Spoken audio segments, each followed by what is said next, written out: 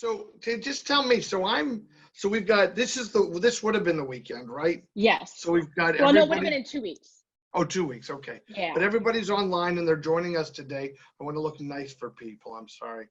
I want to look nice for you, Joe. Dude, you always look nice for me. That's sweet. Yes, I'm happy to be here and to answer any questions that anybody has. Amazing. Well, let's get started. Alicia G would like to know, why do you feel that Lost has stood this test of time? What about it has resonated with people time and time again? Because what do we see as an audience that makes us go back to rewatching it year after year? Wait, hold on. Did Alicia G ask that entire question, or did you just ask stuff? No, that's what I literally have it on a spreadsheet right She's here. Alicia G is very, she thought that through. Look, I think that Lost, the first thing I think is it had an extraordinary cast. So I think that's the anchor of the show, because let's say that every show could have good writing, bad writing. Look, people they wanted to tune into Jorge and Matthew and the rest of the crew, Daniel Day, Kim, all of them. They wanted to see what they were doing. And so there was a likability to the cast. That's the first thing. The second thing, I think, the reason it stood this test of time is because it is hard to find now, more so now, right? We're getting it more now with the gloves have been kind of taken off writers, and we're seeing multi-dimensional characterization and stories so much more because of HBO and Netflix, and we're seeing these kind of great stories told. But back then, people were kind of honor bound by what TV was and what they expected on TV. And so JJ and Carlton and Damon and that crew of writers, oh my gosh, they operate on a level way above, your usual TV fare. That's why people liked it then, because it made them think. And I think that's why people like it now, because they remember without Lost, you wouldn't have the Watchmen series, and you wouldn't have Man in the High Castle, and you wouldn't have these other things as successful, because Lost proved that they could be successful. So there's an answer that was almost as long as the question. And not that I minded the question. That was Angela G who asked that? That was Alicia G. Alicia G. Alicia, nice question. Yes. All right, we'll move into Anna now. Anna R. would like to know, we're going to dig right into Dr. Arzt. Did you know from the beginning that they were going to kill off Dr. Arzt? If not, when did you find out? I did know. I have a very, I don't know that I ever talked about this, but I have very specific memory. So I was auditioning for The Night Stalker. They were remaking The Night Stalker.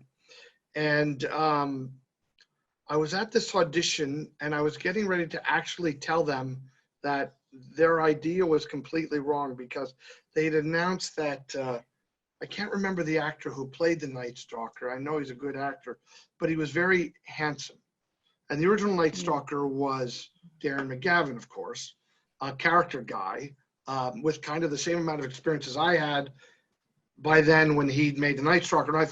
And the whole point of the Night Stalker was, who the hell believed the guy? Because he wasn't extraordinary. He was a regular schlub. And so I was going to tell them, because I was reading for secondary character, to say, this is completely absurd. You can't cast a good-looking guy. Your series will fail, because it's got to be a regular guy that nobody would believe. Anyway, they didn't cast me at all. They did cast a great-looking guy. The show lasted 2 episodes. But what I remember was, on that Friday night, I got a call from Carlton Cuse, and I stepped out of the waiting room to audition at a place in Burbank, and I talked to Carlton on the phone, who I knew from Nash Bridges, and he invited me to play this character. And he told me, now don't get too excited, because we're going to kill you in the 3rd episode, but we're going to put you on 3 episodes. And, I said, absolutely. Why wouldn't I? So I knew from the beginning. And that actually, Joe, is as much as I knew, and Anna R., that's as much as I knew. I didn't even know who the guy was or what he was, which is a whole nother story, which I won't tell unless someone asks it. And if they don't ask it, then I'll tell the story. Fair, fair. Along the same lines, Bradley would like to know if there had been any other way that Dr. Arzt could have been written out other than exploding. What would you have liked his fate to have been? Well, Bradley, good question. You know, I thought because I didn't, even when I was there for the first episode, I still didn't know until I personally got the script for the Exodus 1 and 2. That's when I learned my fate. I thought I was going to go out on the boat, actually, on the first, because remember, I came in while we were putting the boat in the water. I was looking at that boat that first day thinking, you know, that's like when like monsoon season is bad. I thought I'm going on that boat and I'm going to drown. That's what I thought. And then maybe a few days later, I got the script for the last 2 episodes, 1 and 2. And Right. I may have, Exodus 1 may have come first and then Exodus 2. I still may not have known. Because in Exodus 1, you know, we had the running from the monster and the smoke monster and all that. It was still kind of unclear. Yeah. Yeah. Interesting. Okay. Lisa B said tabula rasa, meaning clean slate, is obviously one of the themes of the episodes. In the Island of Second Chances, do you think Dr. Arzt was denied a second chance, only lasting 44 days? So, yeah, I think that the character got what the character was always going to get. So, you know, I never think in terms of like it's fictional. So, I do not believe that. How do I say? I do not believe that I was destined for any. I don't think Dr. Arzt was destined for anything more than what he got, because conceptually, you know, if the writer is the God figure in the episode, my wife's going to take a picture. Come on and take the picture. Everybody, this is Tammy. I know everyone thought that was my wife over there. There's Tammy. Hi, Tammy. We want to see, but you want to see, don't you want to see Joe? Yeah. Oh, I thought, yeah. Oh, you got it. All right. There Hi. you go. All right. Okay, Tammy, you're out. You're Oh, out. good. Trying to be a- She's out, but you're easy on the eyes, Tammy, so come back anytime.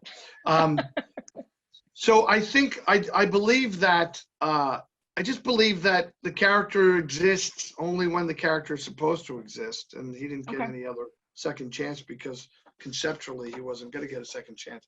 That's kind of my thinking on this whole reason we're not together in 2 weeks, is because, you know, I mean, I'm telling you what I think. I think, you know, I believe in God. I don't believe in politics. I believe in God. So if God wants you home, you're going home, whether you beat the virus or not. And I keep thinking that people will be like, I beat the virus. And then a tractor trailer is going to crash in your front door because he's like, did you see Final Destination? You don't beat my virus. Oh, yeah. I'm taking you Yeah. home. Anyway, so I think that Dr. Arzt got what he deserved. And I do believe with the Sideways episodes, it was sweet that we got to see him in his other environment, but I was a little confused that he didn't get to be different. Like, you guys tell me, in the Sideways, wasn't everybody a little different? And my guy was exactly the same. Well, my That's personal great. interpretation of the Flash Sideways was that it was it's what they wish they could have changed about themselves if they were given a second chance. So yes, in that sense, you would think that Dr. Leslie Arzt would have altered a little bit. Yeah, he would have been a little more gracious or something, but maybe rectify some stuff. yeah, but as I recall, I haven't seen that in 15 years or however long ago we did it. 10 years. 10 years. Mhm. 10 years since we shot that stuff. Yep. Yeah, I don't, as I recall, I was still like jerky. So, Well, anyway, it's funny, the you next know, question actually falls into that. So Tanya C would like to know, what were your thoughts when you found out you were coming back in the final season after having the memorable Dynamite scene back in season 1? Were you excited to be back on the show? Oh, no, absolutely. I was distraught terribly. Once I got there and hung out with everybody, and I knew I was on the biggest hit on TV, I was extraordinarily sad that I was killed. I got to come back right in season 3 a few times. and I did the webisodes, Mhm. which were good. I like that because I got Yeah. to spend more time with Daniel Day Kim and Michael. Yeah. So anyway, that was cool. I was glad. I wish that I could have been in the church in the last episode. Yeah. In my mind, I was memorable enough that I would have liked to have been part of that. But there's a point where that might be all about. They're like, we're not flying that moron down here again. He has too much fun.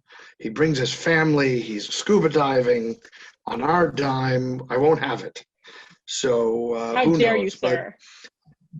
yeah, I was happy to be there. I remember we shot the school stuff on Halloween, by the way. I have that memory. It was Halloween day when we were shooting in the school because we were shooting on a weekend. Ah, Yeah. that makes sense. So Nolan E would like to know, were you comfortable with the comedic tone of Dr. Art's infamous death scene? Were you aware you'd be killed off so soon? I mean, you said 3 episodes, but you actually sort of lasted the whole first season. Right. I thought when they said 3 episodes, I didn't know they meant the first 7 minutes of the 3rd episode. I thought I'd be able to act a little more in their little TV show. But Right. It was, yeah.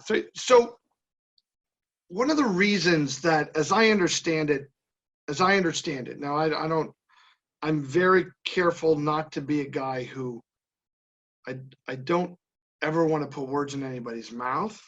But I think one of the reasons they wrote Arzt for me, I think Damon mentioned, or Carlton, was, because they knew me from Nash Bridges and they knew that I had a particular talent that I don't think every actor has, in that I'm very adept at both comedy and drama. And in Nash Bridges, I played this kind of very similar character, but I didn't make him harsh. I made him funny because he believes so much in himself. So it's weird that I've developed, because it's not really my personality at all, but it's weird that that developed into being my wheelhouse. Right. It's interesting. So I was completely happy with the tone of the death, and had such a wonderful time shooting that whole thing, because we really did work desperately hard to make sure no one saw it coming, and that has so much to do with the phrasing, because they didn't just stop and blew up. I had to, it's a unique thing to phrase a conversation like it's going to keep going. I didn't explode on the end of a sentence. I exploded in the middle of it. This maybe doesn't seem hard, but these are the things where you accidentally tip audiences sometimes because you're not considering all those things. I've never thought about that. So here's a deep question from Chris L. He said, for me, the show emphasized redemption and despair. What was your favorite redemption and or despair story in Lost?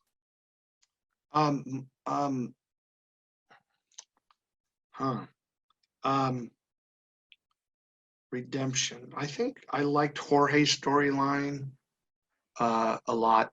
I liked that, that character in particular was one who didn't have something to prove, and he got to have a different experience. I think I don't want to be speaking. There's been a lot of going on in my life since I made Lost, and I may not remember every storyline. And I hope that doesn't disappoint anybody who's watching, but I like that. And the other thing, despair. You want to know despair? Despair is when you're an actor and they kill you after 3 episodes, and you could keep making money. And I have a lot of ex-wives and accountants, managers. There's a lot of people depending on me to create income for them. So I think the despair and gnashing of teeth was all the Daniel Roebuck hanger-ons. I'm just making jokes. I know. I'm just making jokes. I don't think know. everyone gets your Despair. tone. I despaired in the second. You know what? I'll be honest. I didn't like the second season as much as the others. I didn't like the new characters at all. So that was my despair was, where's my friends? That's fair. Eric B Yeah. said, okay, so your character left the island and the show at the end of season 1. We saw you in season 3 with Nikki and Paolo, came back for the 6th season. But if Dr. Arzt had stayed on the island, how do you think he would have reacted to the Dharma Initiative, the Hatches? Do you think he would have joined them if he survived long enough to time travel? Oh, I think Dr. Arzt was always his own worst enemy. I don't, unless he was written to have some kind of personal epiphany of his douchebaggery. I think he would have just kept muddling things up. And I think that's maybe one of the things that they lost was that was the fun. If anybody knows Carlton's work and they saw Nash Bridges, the fun was I kept coming back and getting in my own way. And that was, I was a great foil for Don Johnson, and I could have continued, that character could have continued to be a great foil for all the goings on the island. So is that a good answer to the question? I may have talked so much, I forgot the question, but I think that I could have been a foil and a little comic relief because that was missing a lot as the show progressed. Well, in season 6, you got to act with Emerson and be a teacher alongside of Dr. Linus. I really like that chemistry. It would have been interesting to see you on the island with evil Ben With Linus. I know. And he's such a good actor. Oh my gosh. Emerson is like operating on another. That's the thing about actors. I don't know if people know this about us, but we like to be entertained as much as you. So you work with Michael Emerson. I've done this other times. I'll be honest. Tommy Lee Jones is one. Andy Griffith is one. Sometimes you just start watching, like they're acting, and you're like, "No, let me get my popcorn." And you're like watching Michael, and then you're like, "Oh, I'm in the scene with the guy," and you're like, "Oh, I forgot my line." And you got to admit, I go, "Michael, I was watching. I apologize." Yeah. I was watching the show. You're very entertaining. This is all my fault. Sorry about the curse word there, if families were watching. Don't you wish I could flash sideways and then come back and then not say that? I think they've heard it before. Well, I don't. Maybe kids are watching. I don't want to have a potty. Right, that's true. Sorry, kids.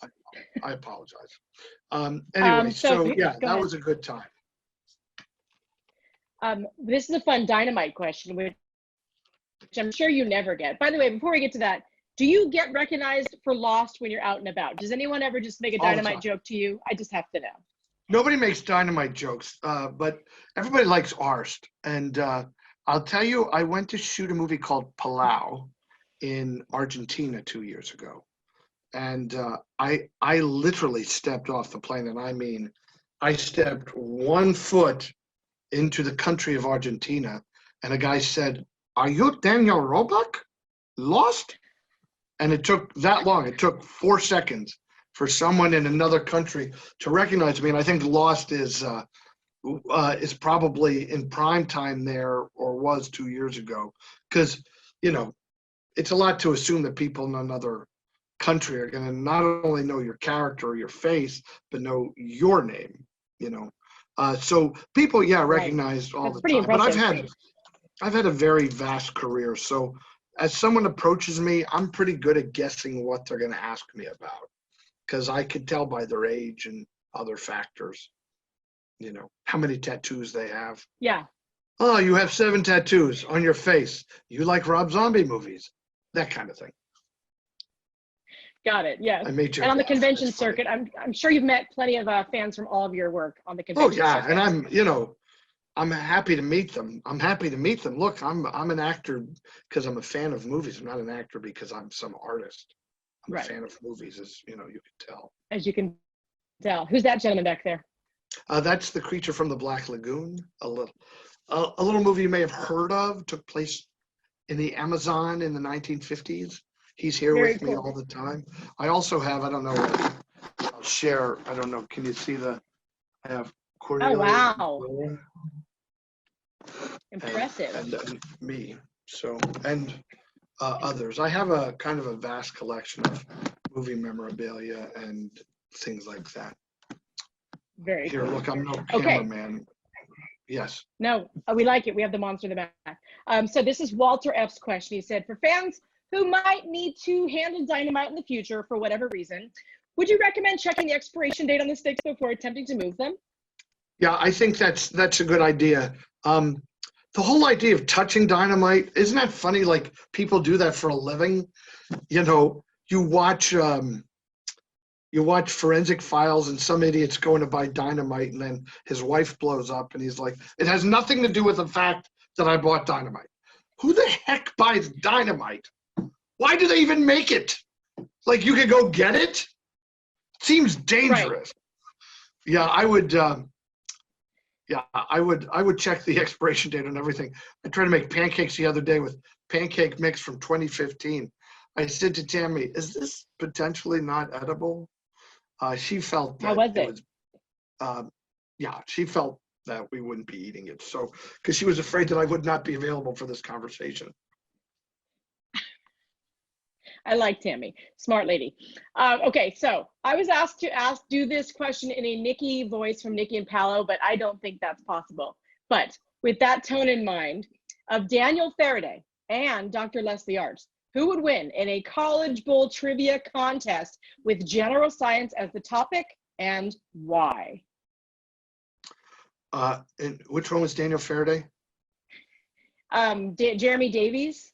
Oh, give me a break. In the first place, I'd win Dr. Arzt because I'm older, right? So I know more. He wasn't even smart enough to shoot the Nazi in Saving Private Ryan. I mean, for God's sakes.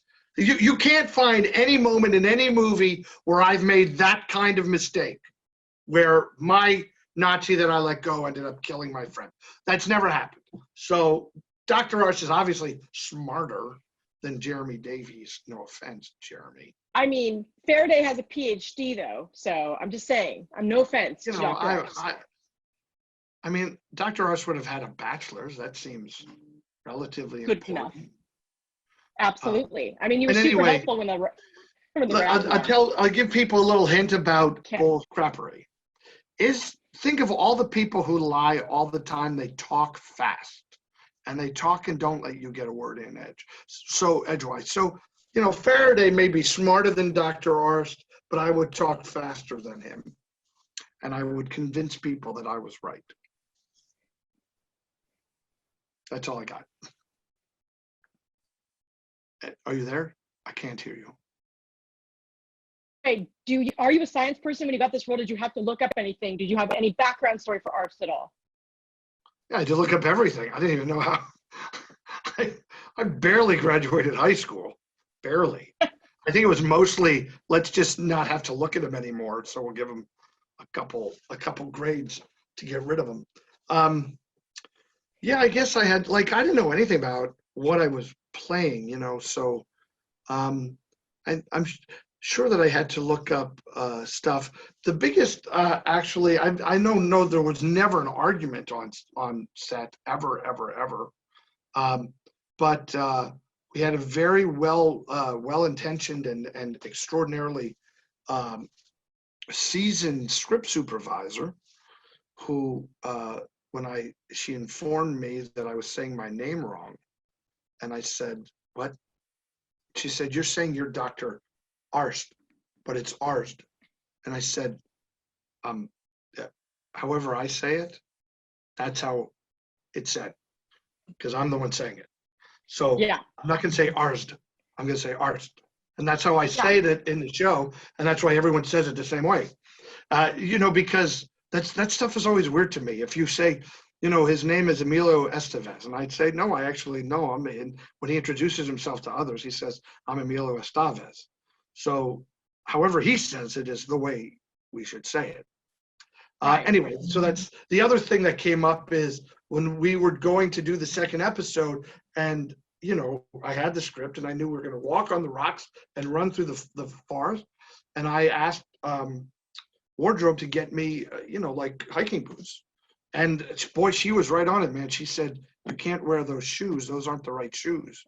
And I said, "What? Well, I'm going to be running through that. I can't, because I had boat shoes on. I would have killed myself."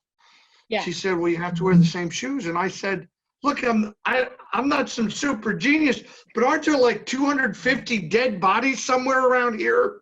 Didn't we take their clothes off? Didn't we go, well, those shoes will fit?" I said, "I'm not going to fall off a cliff for script continuity. Who gives a crap?" Anyway, it's important to say she was an extraordinarily good script supervisor. So these are just the kind of jokes you say. I don't want anybody to think that I did not respect her or her point. I just made a point for safety.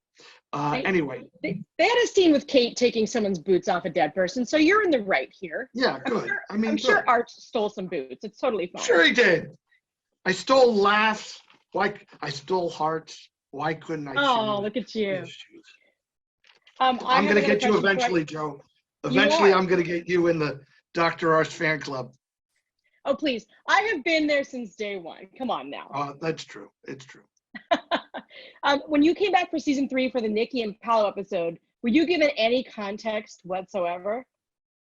No, none. No, not at all. I was very intrigued by it. Those damn bugs, people should know those were real. Now they would just CGI them. You would hold a tweet and they'd be a CGI bug. But that thing that they want to bring it closer to your face, and the thing was like, I want to, it's just trying to eat me, and the spiders, and I didn't like any of that stuff. But they had professional bug handlers who were very, very good at their job. They were very nice. No, I kind of didn't know. We made Lost. That would have been when so that first year was what, 2006? 2004 was the pilot. So 2006 would have been season 3. 2004, the end of 2004. All right. So, I was pretty busy back then, so I never got to see the show a lot. I'd see it when I could see it. I thought they were two very nice people, lovely, lovely actors. I thought it was awfully funny, that storyline.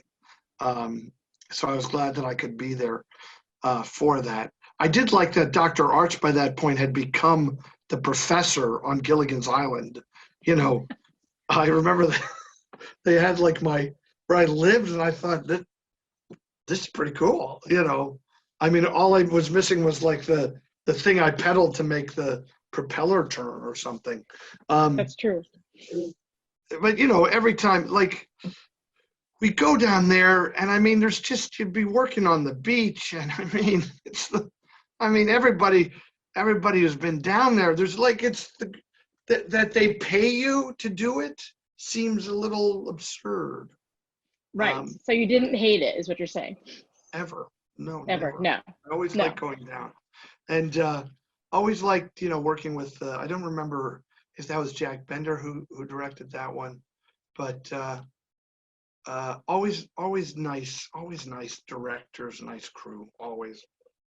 Now, to a person, every single person that most of us have met from the show, cast and crew, have been delightful, kind humans. I mean, you guys set the bar really high. So good job. Yeah, I mean, it would be egregious of me to put myself in the same category as for the show as like Terry or Quinn or Matthew, but they're classy people, and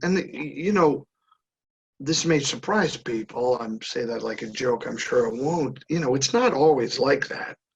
Sometimes it's difficult. Sometimes actors are difficult.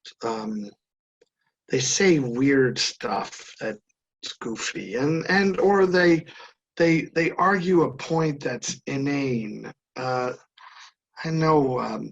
You're on doing a show, and they want to cut a line, and someone's like, that line, God, if I don't have that line, my scene doesn't mean anything. I actually take them aside and I go, listen, I've been doing this a long time. They're going to cut your line anyway, so stop arguing about it and wasting everyone's time. Just cut it. They still pay you. No one's like, did you say 2 less words? You get less money. Who cares? Say another line in another show. but actors are funny. But that was not the case there. As was my experience with that main cast, they were all extraordinarily gracious. Amazing. Bill K has an amazing question for you. He said, you were amazing on The Late Shift. And for those of you who haven't seen it, go find The Late Shift. He said, I thought you played Jay Leno as well as anyone possibly could. How was that experience, and where would you rank that in your career? Oh, thanks a lot. That's very nice of you to say. I had a very good time playing Jay. I would rank that as probably as one of the five key opportunities. I don't want to say performances, because that would be out of context for how I speak of myself. So in the course of my life, what has happened, and this is why my career is unique, Joe, I think, and everybody listening, is because I've been so blessed by God to have had, let's say, since River's Edge. River's Edge was one of the 10 best movies of 1987 by all accounts of 150 critics. And everybody in Hollywood talked about River's Edge. And then, 10 years later, I had the Fugitive, and everybody in the world saw The Fugitive. And then a few years later, I had The Late Shift, and everybody in Hollywood saw The Late Shift. And then a few years later, I had Lost, and everybody saw Lost. Then I ended up on Man in the High Castle. Everyone's seen Man in the High Castle. So I keep getting these kind of things. And it's good for an actor if you're in a show like The Late Shift, because everybody wanted to meet John Higgins and I. Everybody. So the year that came out, I probably was up for 5 different pilots. I went to network on 2 or 3 of them. Got to know Brandon Tartikoff. Got to know a lot of the people who were portrayed in it. Work hard to get us jobs, John and I. So The Late Shift was great. And you may or may not know, but, I do a lot of producing as well and some writing. And I produced an animated Christmas movie called Christmas Is Here Again. And I asked Jay if he would narrate it, and he did. And I also got Kathy Bates in it. So, wow. I put us all together again. But Nice. Jay's the classy one of those two, and you guys, you have to hear it, and I'm allowed to say it because I'm getting to the age where I can tell the truth.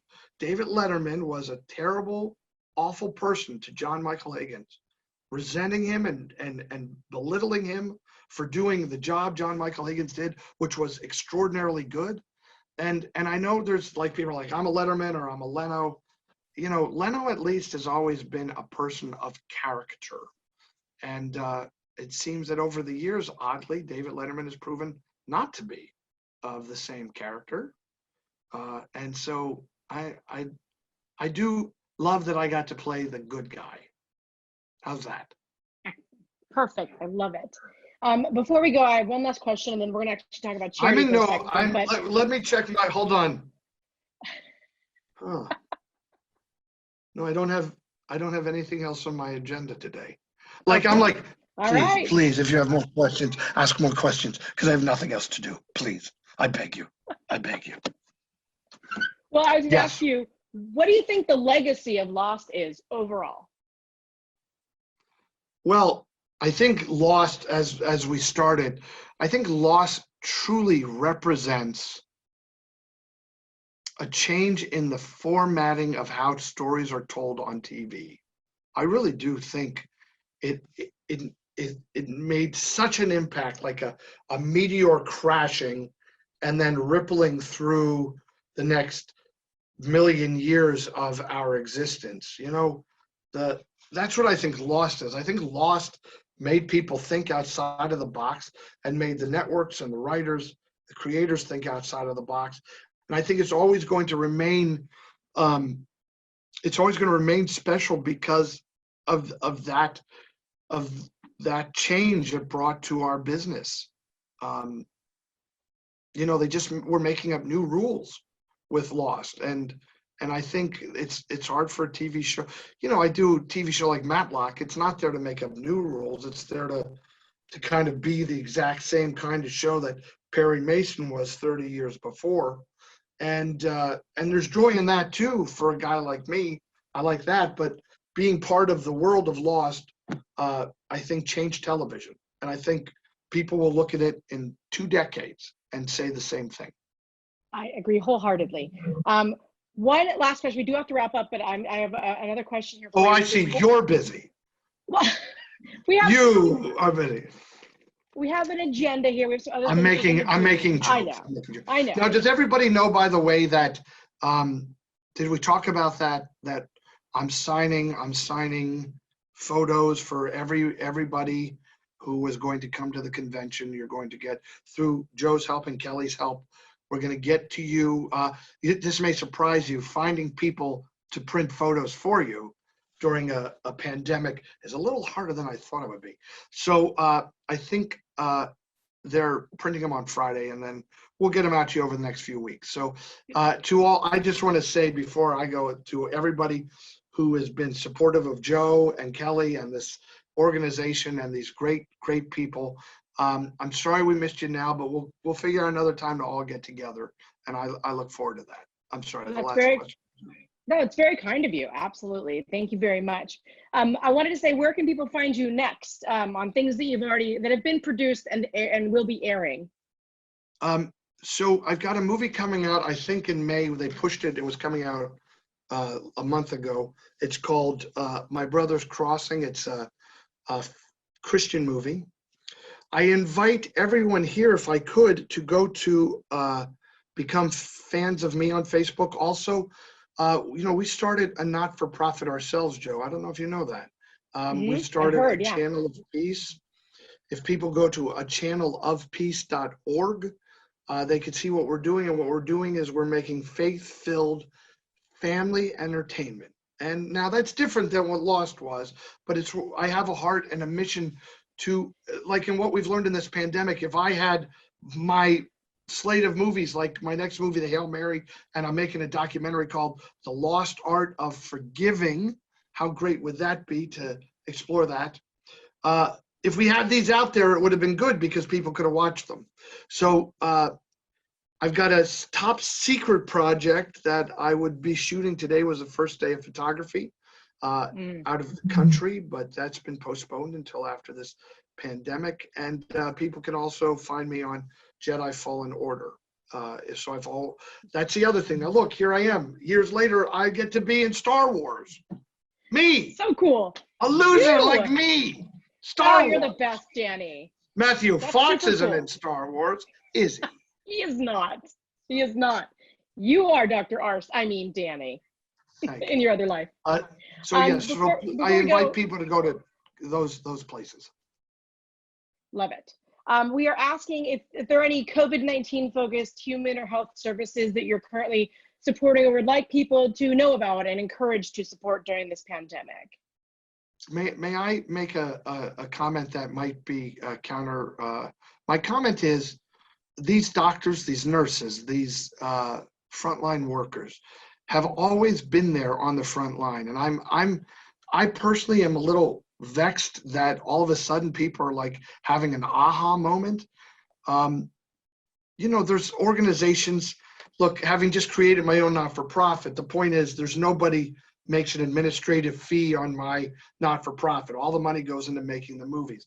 So I'm always confused, especially if a not-for-profit popped up right now and there's administrative fees. What I would say is keep these people in your prayers. And I would say when this is over, if you know a doctor, you know a nurse, put some Starbucks cards in your wallet.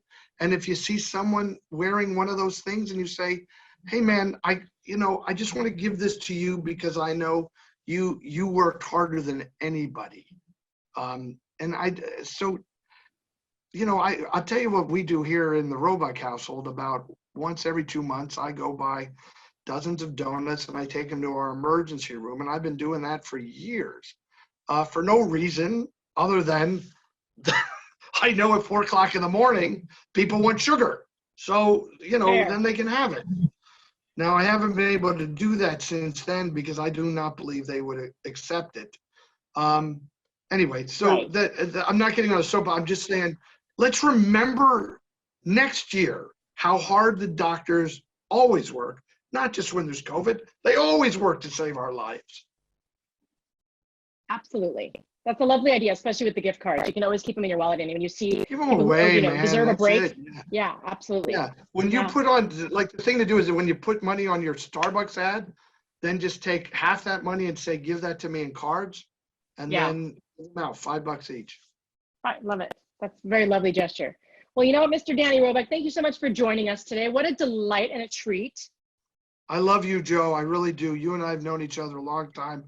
And without you and you guys, you fans, keeping this thing alive, it's good that you're doing it, because then people will keep being reminded how special the show was. So I say to all of you, God bless. And my prayers are with everybody. And I'm sorry that we couldn't have gotten together. But I do pray, and I will pray for all of you. And I know we're all going to get through this. And when it's time to go home, we're going to go home. Love it. Thank you so much. And you have a great rest of your day, mister. All right. God bless you guys. Bye-bye. You too.